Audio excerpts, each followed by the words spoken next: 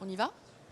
Bonjour à tous et bienvenue, je m'appelle Capucine Graby, je suis journaliste et je suis ravie de vous accompagner pour cette conférence d'une 30aine de minutes proposée par Se Loger Construire.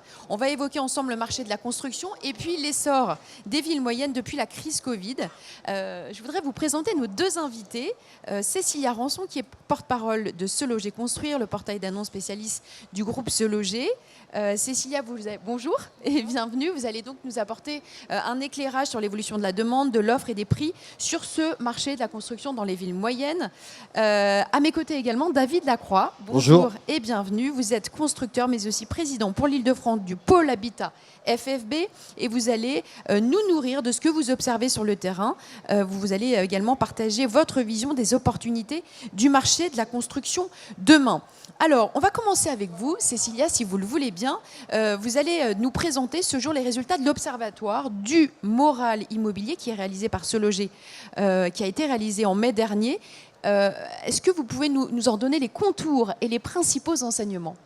Oui, bon, bien sûr. Bonjour à tous. Alors, l'Observatoire du moral immobilier, c'est une étude qu'on réalise régulièrement au sein du groupe Se Loger, qui vise à mesurer la psychologie du porteur de projet immobilier, comprendre un peu quelles sont ses motivations, qualifier son projet. Ce qu'il nous apprend, c'est que nous sommes dans une phase de transition, d'évolution du projet immobilier. Concrètement, qu'est-ce que ça veut dire ? On note trois changements principaux. Le premier, ça va concerner le type de bien recherché. Ensuite, on va voir que l'environnement n'est plus le même. Et enfin, le télétravail a un impact sur la recherche immobilière. Donc, premier point, c'est le type de bien recherché.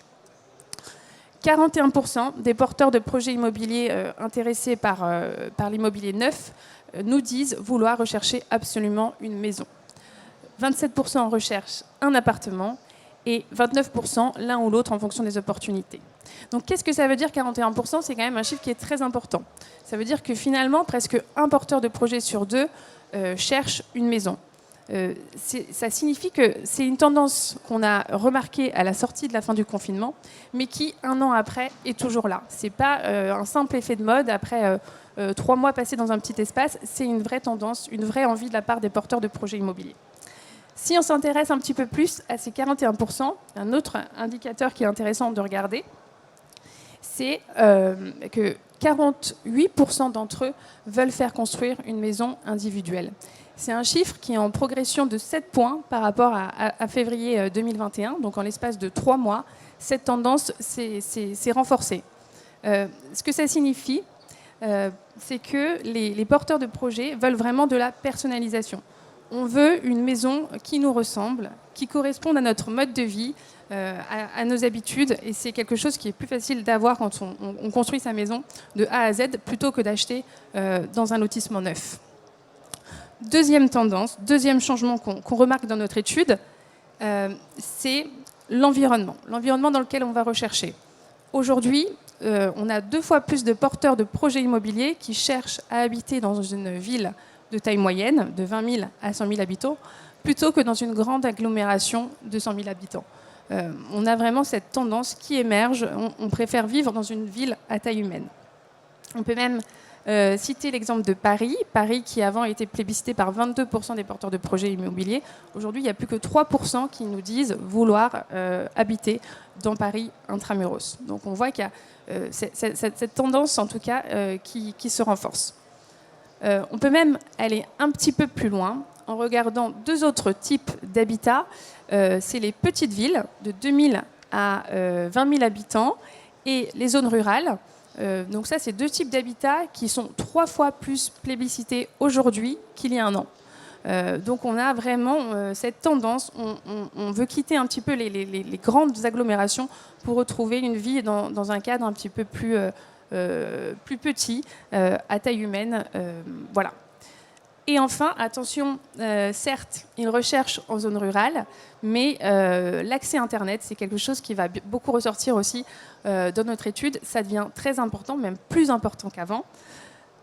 Et notamment parce que notre 3e point, c'est le télétravail. Un porteur de projet sur 2 fait du télétravail régulièrement. Et le fait de faire du télétravail, ça va avoir 2 impacts sur leur recherche immobilière. Le premier, ils sont 40% des télétravailleurs à nous dire qu'ils vont rechercher une surface plus grande avec une pièce fermée. Je pense que dans la salle, on est beaucoup à avoir déjà expérimenté le télétravail sur un bout de la table de la salle à manger, un petit peu improvisé, avec les enfants qui courent à côté, etc. Ça, c'est quelque chose qu'on ne veut plus. On veut vraiment avoir une pièce dédiée au télétravail pour être dans sa bulle, au calme, passer ses appels. Mais aussi, on voit dans notre étude qu'il y a aussi une vraie envie de pouvoir un petit peu séparer la vie professionnelle et la vie personnelle au sein du logement. Quand il est 19h30, on a fini sa journée de travail, on veut fermer le bureau et passer en mode famille et retrouver sa vie personnelle. Deuxième impact du télétravail sur la recherche immobilière, c'est la localisation du bien qu'on va rechercher. 28% des télétravailleurs nous disent que du fait de faire du télétravail, ils recherchent à habiter à un nouvel endroit. C'est-à-dire qu'avant, il fallait habiter près de son lieu de travail pour avoir des trajets raisonnables. Aujourd'hui, si on se rend sur son lieu en présentiel, sur son lieu de travail 1 à 2 fois par semaine, on peut se permettre de faire des trajets beaucoup plus longs. Voire même, si on est en full télétravail, finalement, toute la France devient son terrain de jeu. On peut aller vraiment habiter là où on souhaite et on n'est plus contraint d'être à proximité de son lieu de travail. Je reviens sur le télétravail qui nous concerne tous. C'est vraiment moteur justement dans ce nouveau paradigme, Cécilia? Alors oui, bien sûr, c'est ce qui va permettre en fait d'accéder à ce nouveau style de vie dans des agglomérations moins importantes. Mais c'est une envie qui était déjà là. Finalement, c'est ce qui va pouvoir permettre d'accéder à ce style de vie. Mais c'est une profonde envie, en tout cas, de changer d'air de la part des porteurs de projets immobiliers. David, une réaction à ce que vient de nous dire Cécilia. Est-ce que vous confirmez justement, est-ce que vous sentez cette évolution des mentalités de votre côté ? Oui, tout à fait. En fait, pour résumer, pour reprendre aussi les propos de Cécilia, il y a une origine, il y a 2 caractéristiques et une conséquence. Une origine, c'est le Covid.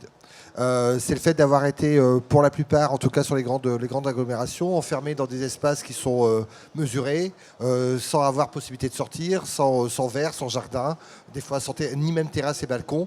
Et en fait, une difficulté à vivre ça. Et dans le même temps, une prise de conscience que ce qui était important auparavant, c'est-à-dire habiter en centre urbain, avoir les cinémas, avoir les théâtres à proximité, devenait peut-être un peu subsidiaire. C'est-à-dire qu'on se disait, l'essentiel est peut-être ailleurs. Il y a eu 2 phénomènes qui ont été consécutifs à ça. Il y a eu, comme l'a très bien expliqué Cécilia, il y a eu le télétravail et la faculté de pouvoir se dire, j'ai pas besoin de vivre à côté de mon travail, je peux m'éloigner et faire des allers-retours 2 ou 3 jours par semaine. Et puis il y a aussi une prise de conscience d'une envie d'ailleurs, de vouloir vivre autrement, de changer d'emploi, de changer de lieu et de partir. Et puis il y a une conséquence, c'est la maison a toujours été, depuis de longue date, l'habitat préféré des Français. Et ça l'est devenu encore plus fort, et nous on l'a constaté depuis le début de l'année. Il y a une demande très forte de recherche de maisons, de recherche de terrains à construire sur des villes périurbaines, parce qu'il y a une volonté d'avoir un jardin, il y a une volonté d'avoir de l'air, il y a une volonté d'avoir de l'espace pour chacun. Est-ce que les chiffres de vente recensés par le pôle habitat, justement, ils témoignent de cette envie d'un nouveau cadre de vie ? Alors oui, j'ai deux slides à vous montrer. Le premier, c'est celui pour l'individuel neuf. Donc vous avez en rose-rouge les ventes, puis les permis, puis les mises en chantier. Et on voit qu'entre 2019 et 2021, les ventes ont fortement augmenté. Sur 2 ans, on est à plus 17%. Les permis ont fortement augmenté. Donc il y a une vraie attractivité à rechercher du foncier. Et puis les mises en chantier, donc on est sur un temps un peu décalé, suivent cette même tendance. Et puis de façon plus générale, vous avez ici l'évolution des permis par les zones. Donc en rose, on a sur l'individuel. Donc vous voyez en B2 et C qui sont les zones qu'on appelle détendues, donc des zones qui sont moins urbaines, qui sont plus périurbaines ou rurales, où on a un très fort accroissement, ou une évolution des permis de plus 17%, ce qui est énorme. Et par contre, on a également cette tendance sur le collectif. Par contre, on trouve moins sur le secteur concentré, le A bis A et B1. Alors, c'est pas forcément parce qu'il y a eu moins de demandes, mais c'est parce qu'il y a aussi une difficulté sur ces villes à construire. On a une difficulté à densifier sur les grandes agglomérations parce que les permis ne sont pas si facilement délivrés, parce qu'il y a des recours des tiers. Donc il y a une difficulté aussi à pouvoir créer du produit en zone dense. Cécilia, est-ce qu'il y a des zones, des régions qui sont plus dynamiques que d'autres? Et est-ce que cet exode, il est uniquement valable pour les franciliens, pour ceux qui veulent quitter Paris? Alors, ça concerne finalement toute la France et pas uniquement les franciliens. Au niveau national, en un an, on constate une hausse de 25% des permis de construire. Donc cette hausse, elle s'explique d'une part par un effet rattrapage du confinement durant lequel les mairies étaient fermées, donc on n'a pas pu déposer les permis de construire, et d'autre part par une hausse de la demande, comme on l'a pu constater avant. Donc ces 25%, ils ne sont pas uniformément répartis dans le territoire. Ce qu'on observe sur la carte derrière moi, c'est qu'on a 2 régions qui profitent particulièrement de cet essor de la construction. On va avoir toute la côte ouest qui va être très très dynamique, ainsi que le Grand Est également qui émerge, alors qu'historiquement, ce n'est pas une des régions les plus dynamiques. À l'inverse, on va voir finalement l'effet parisien qui vont aller en grande banlieue n'est pas si fort que ça en comparaison avec ces autres régions. Et pareil, le sud-est, qui historiquement est très très demandé, l'est relativement moins, en tout cas avec ces nouvelles dynamiques qui apparaissent. David, vous confirmez l'attractivité de ces territoires-là? Oui, en fait, on a un phénomène de cailloux jetés dans l'eau et de cercles concentriques. On a le phénomène des Parisiens qui veulent aller plus loin en Ile-de-France, sur des départements comme le 77 et 78, qui sont beaucoup plus recherchés qu'auparavant. On a le phénomène des franciliens, donc tous ceux qui habitent en Ile-de-France, qui veulent partir en province aussi. Et puis on retrouve ce phénomène de volonté de quitter les grandes agglomérations pour des villes d'importance moyenne, sur des grandes zones urbaines comme peuvent être Marseille ou Lyon. Les sociétés que je dirige font partie du groupe Exaum, qui est national, donc avec de nombreuses filiales partout en France. Et les chiffres de vente de l'ensemble des filiales du groupe le montrent. Tout le monde a un accroissement très important de ses ventes depuis le début de cette année, et effectivement particulièrement marqué sur l'arc atlantique et la zone Est. Cécilia, on voit que les permis de construire, ils sont en hausse un peu partout, vous l'avez dit tout à l'heure. Est-ce que cette forte demande, elle se traduit dans les prix, selon le baromètre des prix qui a été réalisé justement par votre groupe? Tout à fait. Donc le baromètre, nous, on regarde les prix qui sont affichés sur nos annonces sur Se Loger Construire. 2 indicateurs qu'on peut regarder, c'est qu'aujourd'hui, sur Se Loger Construire, une maison en moyenne est affichée à 150 000 euros et une maison avec un terrain à 250 000 euros. Donc ça représente une hausse de 4% en un an. Cette hausse, elle s'explique par plusieurs phénomènes. Comme on l'a vu, il y a une hausse de la demande, d'autant plus qu'en fait, on a une nouvelle clientèle qui arrive, ce sont les urbains qui arrivent avec des pouvoirs d'achat un petit peu plus élevés, et ça a tendance du coup aussi à faire augmenter les prix au mètre carré. La deuxième raison, c'est aussi qu'on va chercher à acheter plus grand. On a envie d'espace, on a envie d'air, on a un pouvoir d'achat plus élevé, et donc on cherche à avoir une maison un peu plus grande. Donc deuxième indicateur intéressant à s'y regarder, c'est la surface moyenne aujourd'hui qu'on observe dans les annonces. Elle est de 103 mètres carrés, donc c'est une augmentation de 2% par rapport à l'année dernière. Merci Cécilia. Ça permet de mettre en évidence que les exigences des clients qui se tournent vers la construction, finalement, elles évoluent également. David Lacroix, est-ce que vous avez les moyens aujourd'hui de répondre à ces exigences qui sont modifiées? Oui, tout à fait. Alors, c'est tout à fait vrai ce que dit Cécilia, c'est que les personnes qui étaient en zone très urbaine, quand elles revendent leur logement, elles ont un pouvoir d'achat plutôt conséquent pour pouvoir s'éloigner sur des villes moyennes. Et elles ont des attentes premium. Oui, elles ont des attentes premium. Alors ces attentes premium, ça peut être de manière assez évidente un espace de télétravail, donc ou contigu à la chambre, ou comme l'a dit Cécilia, ou implanté dans la salle de séjour sous forme de verrière vitrée qui permet de toujours avoir un œil sur son environnement. Autrement dit, les enfants, s'ils ne font pas de bêtises. Et peut y avoir aussi la recherche de prestations supérieures. On voit par exemple que la salle de bain aujourd'hui est un point très important pour nos clients, d'avoir un vrai espace de bien-être dans la salle de bain avec des matériaux de pointe, et puis également des points architecturaux sur de la décoration, sur du parement-pierre, sur du verrière, sur des escaliers particuliers. Donc on le constate d'ailleurs sur les prix moyens aujourd'hui, des prix moyens à la vente des maisons sont en progression parce qu'on a justement cette volonté de se faire plaisir. Alors, un mot justement des prix, Cécilia. Est-ce que les prix augmentent partout et de façon homogène ? Alors, les prix n'augmentent pas partout. Ce qu'on constate, c'est qu'au niveau national, au prix au mètre carré, on a une augmentation de 3%. Et cette croissance des prix, elle est beaucoup tirée par les villes moyennes. Sur la carte, on vous a représenté les villes moyennes les plus dynamiques, qui ont connu sur nos sites, en tout cas, des augmentations de prix les plus élevées. On peut citer par exemple Angoulême, plus 25% de prix au mètre carré. Hein. Je parle hors foncier, hein, uniquement du prix des modèles de maison. On peut aussi, alors je ne sais pas si on voit très bien, mais Niort, plus 13%. Niort, c'est un cas qui est intéressant. C'est une ville qui a beaucoup investi dans la qualité du centre urbain ces dernières années. Il y a un peu plus de 5 ans, par exemple, ils ont renaturalisé un énorme parking à l'entrée de la ville et ils en ont créé un parc qui attire beaucoup de gens aux alentours qui viennent justement se rendre dans la ville grâce à ce parc. Et donc on voit que ces villes moyennes-là investissent parce que avant, elles avaient une stratégie territoriale d'aller séduire les entreprises. Il fallait que les entreprises viennent s'installer chez elles. Aujourd'hui, elles s'adressent directement aux habitants. Elles vont venir chercher à rendre leur ville agréable, proposer des services pour que les habitants viennent chez elles. Et donc, ça fonctionne pour beaucoup d'entre elles. On voit qu'elles sont très, très demandées et ça se ressent du coup dans les prix. Une réaction à ces chiffres, David ? Alors, c'est tout à fait vrai sur la volonté de communiquer auprès du grand public par les villes moyennes. Je suis un lecteur du magazine Capital qui publie assez régulièrement un spécial immobilier. Et quand vous achetez le spécial immobilier, vous avez souvent des pages dedans de villes ou de zones qui mettent en avant l'attractivité de leur territoire.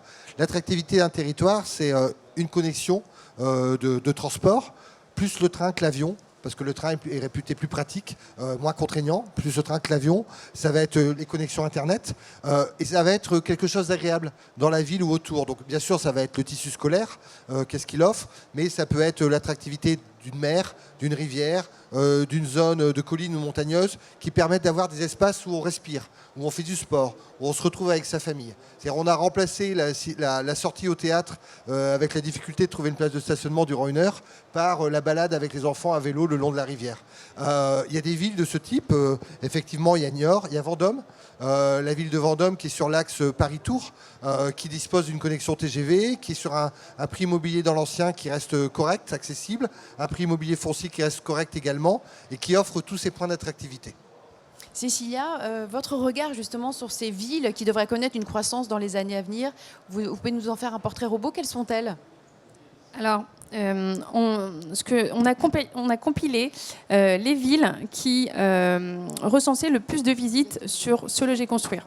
Pourquoi ? Parce que finalement, les villes qui sont le plus recherchées aujourd'hui, ce sont celles qui généreront le plus de demandes demain. On sait qu'un projet immobilier de construction, c'est un projet qui est long. Entre le moment où on se décide à faire construire, à savoir où est-ce qu'on va faire construire et ensuite faire la demande au constructeur, il s'écoule plusieurs mois. Donc les villes qui sont recherchées aujourd'hui, les villes qui suscitent de l'intérêt, ce sont celles vers lesquelles demain on verra des demandes de construction. Donc voici sur la carte les 10 villes les plus recherchées actuellement sur Se Loger Construire.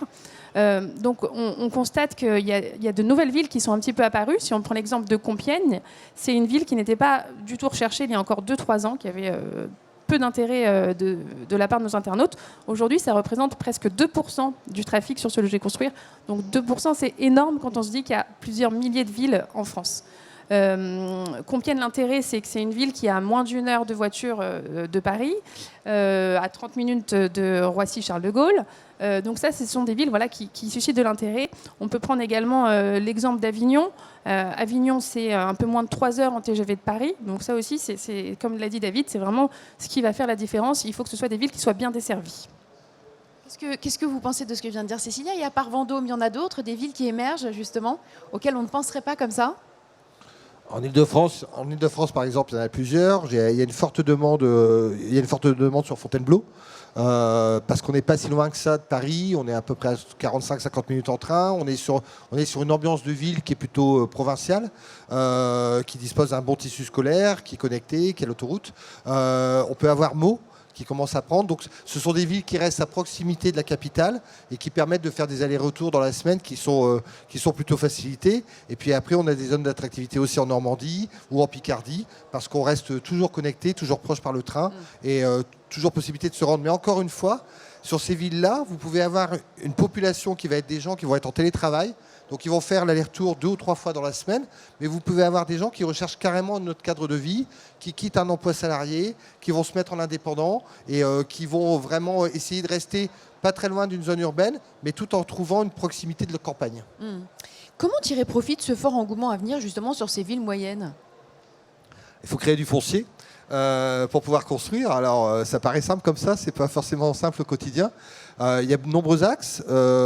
Déjà, il y a la possibilité de construire sur ce qu'on appelle les dents creuses, les lots arrière, donc c'est-à-dire sur des zones où on a des maisons anciennes qu'on peut démolir et reconstruire à la place. Et puis, vous savez, il y a la typologie de recherche foncière a beaucoup changé.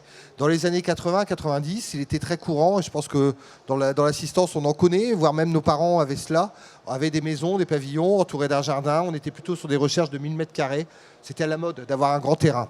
Le temps est passé. Et puis, on s'est aperçu que d'avoir 1000 m² de terrain, ça représentait quand même quelques heures le week-end avec sa tondeuse. Donc, aujourd'hui, on est sur des recherches de foncier qui sont plutôt entre 300 et 500 m². La volonté des habitants, c'est d'avoir un espace vert, d'en profiter, que les enfants puissent s'amuser, qu'on ait un barbecue, mais ce n'est pas forcément de pouvoir faire un terrain de foot dans son jardin. Donc aujourd'hui, ça veut dire que ces propriétés anciennes des années 80 qui ont du 1000 m² peuvent diviser et créer des lots sur lesquels on peut construire sans trop densifier. Ça veut dire que sur une parcelle de 1000 m², on restera à 2 maisons, ce qui reste raisonnable, et on peut créer ainsi de la valeur foncière. Et puis il y a des maires qui veulent créer des petits lotissements, qui veulent doper leur population, pouvoir offrir plus de services et qui ont besoin d'un apport d'habitants nouveaux. Merci beaucoup David, Cécilia. Je vais vous laisser le mot de la fin, puis on va prendre quelques questions puisqu'il nous reste quelques minutes. Cécilia. Oui, alors, la maison individuelle est dans le cœur de l'actualité. Donc j'en profite, moi, pour vous annoncer que demain, le groupe Se Loger tiendra une conférence sur le thème « Pourquoi est-il vraiment nécessaire de réinventer l'immobilier demain ?» en présence de la ministre chargée du logement. Donc je vous invite à y assister si vous êtes dans les parages demain. Pour notre petite conférence du jour, en conclusion, ce qu'on pourrait dire, c'est que du coup, on constate vraiment des changements dans la recherche immobilière des porteurs de projets intéressés par le neuf. Et ces changements vont nous demander une adaptation à tous. Voilà, que ce soit les villes, que ce soit les constructeurs, que ce soit les portails d'annonces immobilières comme le groupe Se Loger. Nous, d'ailleurs, on vient de lancer une nouvelle offre qui s'appelle l'offre Delta, qui a pour vocation d'accompagner les constructeurs dans ces nouveaux usages. Donc, en 3 mots, l'offre Delta, c'est une offre qui permet une multidiffusion sur 3 sites 100% IMO, que sont Se Loger, Logic Immo et Se Loger Construire. Et ça va permettre du coup de toucher une audience complémentaire. Et parce qu'aujourd'hui, on sait qu'une notoriété locale ne suffit plus. On a besoin d'avoir une visibilité nationale parce que, comme on l'a vu, on peut habiter à Dijon et chercher à déménager à Salon de Provence, par exemple. Donc on a vraiment besoin de connaître les constructeurs qui habitent dans cette région. On élargit notre champ de prospection et donc c'est de plus en plus important d'avoir cette visibilité nationale. David. Moi, je regarde toujours avec un peu d'émerveillement ce qui s'est passé sur le Covid. Parce que, alors bien sûr, ce n'est pas une tendance majoritaire, ce n'est pas 100% des Français. Mais aujourd'hui, on a une part de la population qui regarde différemment sa façon de vivre. Qui est un peu audacieuse, vous diriez ? Oui, on parle souvent de... J'ai assisté à une conférence il n'y a pas longtemps de Mike Horn qui parlait de sortir de sa zone de confort. La zone de confort, c'est la zone à laquelle on est habitué. La zone de confort, ce n'est pas forcément la zone de bien-être, c'est la zone dans laquelle on est habitué. Et des gens étaient habitués à vivre en centre-ville, à se prendre les bouchons, à avoir des difficultés, à devoir toujours réserver pour aller au restaurant ou pour aller au cinéma. Et aujourd'hui, ils se sont dit, il y a moyen de vivre autrement. Et je trouve que c'est plutôt sympa, cette tendance de vouloir retrouver des valeurs qui sont plus en harmonie avec soi-même, plus en harmonie avec la famille. Et puis, il y a un deuxième point. Nous, dans le secteur de la construction, on a dû faire face à des propos pas très sympathiques de notre ministre il y a quelques jours. Et je pense qu'il faut laisser la chance et l'opportunité aux Français de vivre comme ils le veulent. Des Français veulent vivre en centre-ville dans un appartement ancien. D'autres veulent le rénover. D'autres veulent vivre dans une ville de périphérie. D'autres veulent vivre à la campagne. D'autres veulent construire. Et je pense que le paysage immobilier français, c'est comme le marché immobilier français. Il n'y a pas un marché immobilier français. Il y a 200, 300, 400 marchés immobiliers français parce qu'ils sont composés d'une multitude de villes et de façons de vivre. Et bien c'est pareil. La façon de vivre avec son rapport avec son logement, il n'y a pas une façon de vivre le logement. Il y a plusieurs façons de vivre le logement. En urbain, en périurbain, en neuf, en ancien, en rénové. Et puis surtout, c'est le moyen de rééquilibrer le territoire. Je pense que l'avenir, ce n'est pas forcément des mégalopoles surpeuplées sur lesquelles on est tous concentrés dans des boîtes. C'est aussi pouvoir se dire, je peux vivre en périurbain, je peux vivre dans une ville d'importance moyenne comme Lorient, comme Vendôme, comme Châtellerault, il y en a tellement, sur lequel je peux être heureux et avoir un territoire équilibré qui offre tout ce dont les Français rêvent. Merci beaucoup à tous les deux. Il nous reste 2 petites minutes. Est-ce que il y a des questions dans la salle?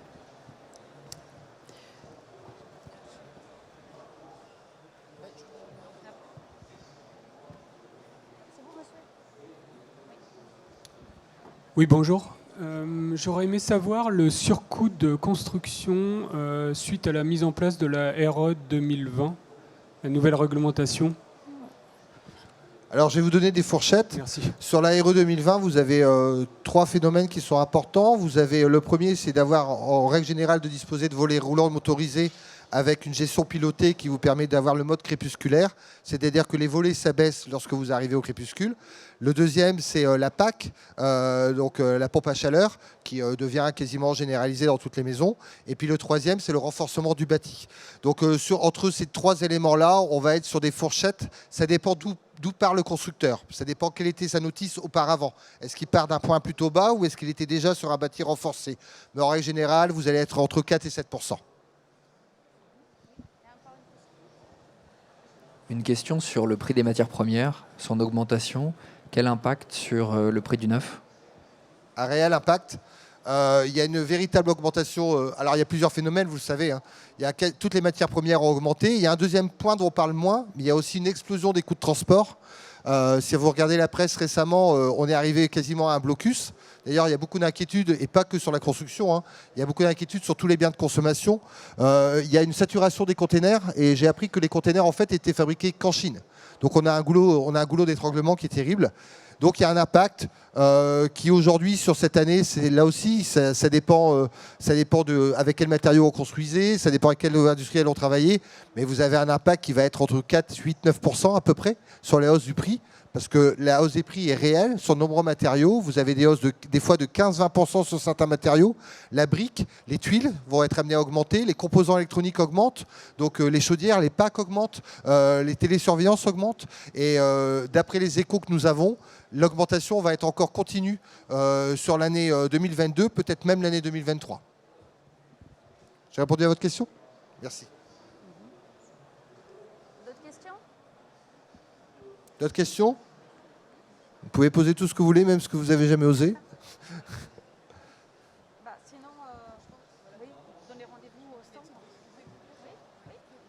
Sinon, on vous donne rendez-vous sur le stand du groupe Sologer si vous voulez découvrir nos offres, notre actualité et continuer le débat. Voilà, merci. Bonne fin de journée à toutes et tous.